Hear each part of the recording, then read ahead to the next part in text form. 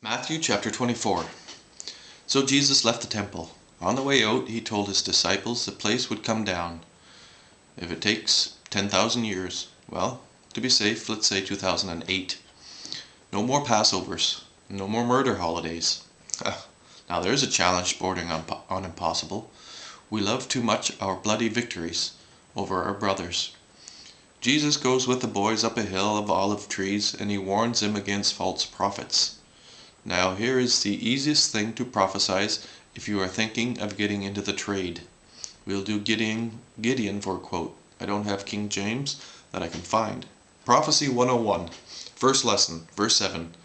For nation shall rise against nation, and kingdom against kingdom, and there shall be famine, and pestilence, and earthquakes in divers places. End quote. Well, no pile of dung from the donkey of Jesus Christ. We, the humans, have been at war with ourselves since we knew it, since before we knew it. Now, that is a scary but true thing about us. It will take a prophet with real balls to say, forget hierarchy, forget war and plunder and ignorance and slavery, and stop bloody well propagating hate lies as religion, for Christ's sake, and 300 million different species of animals on this very seldom piece of paradise. The closest we have seen so far is one possible one, 200 million light years away. That's not so seldom and quite encouraging for hope that the universe produces real gods of flesh, and who knows what next. We were once fire, once mineral.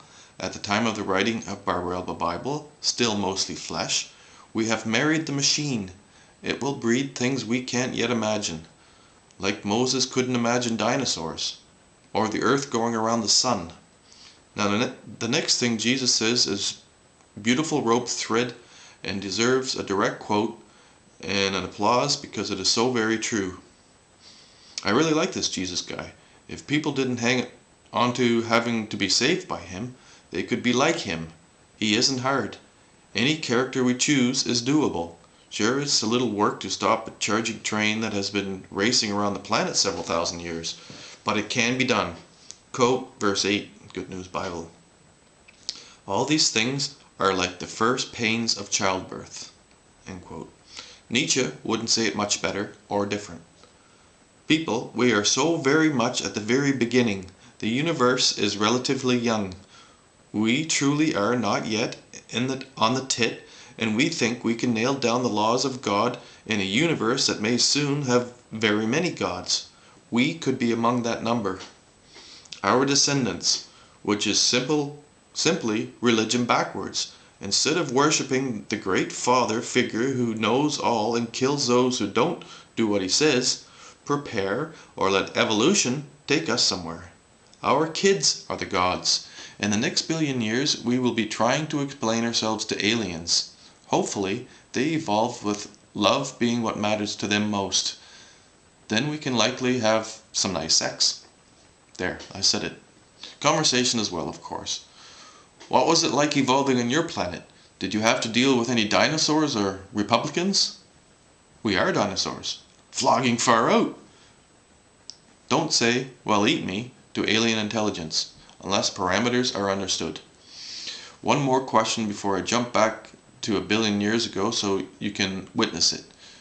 Do you like sex big time or real big time? Oh, Helena, we have strayed. Let's get back. I don't remember the horror of Daniel. Let me look. Man, he was a real horse's ass. Daniel. Whoops, sorry. Nebuchadnezzar was the ass. Daniel was the clever Jewish boy. But this doesn't matter now. What matters is that there is one horror after the other, and we get to get over it. And here is a funny thing to get through. Like a clause to let the attentive reader remember. Jesus didn't die on the cross to be worshipped. He did it to show that he was very against the laws of Moses and the priests and lawyers and popes to come. You can kill me, still you are dead wrong, and I see you for the pathetic fakes you are. Quote, never mind. He says something about doing tricks to get people's attention, then selling them snake oil. Just like he did, only he sold rebellion. Then Jesus says in the end times the sun will go out. That's 10 or 15 billion years. we can be somewhere else by then. And the stars will fall from heaven. This won't happen until they are done flying through the expanding universe. At least 100 billion years. So Jesus didn't know as much as we do. You have to take that into account when he is simply wrong, like even I have been twice as a kid, unless you count spelling. It winds down a bit, this chapter. He says, or the writer, many things that aren't true or relevant, to put the reader asleep, so the reader forgets that Jesus is everywhere. In your kids, in your pets, he is coming to get you. Even he doesn't know when. Maybe before the next flood. So now, far out.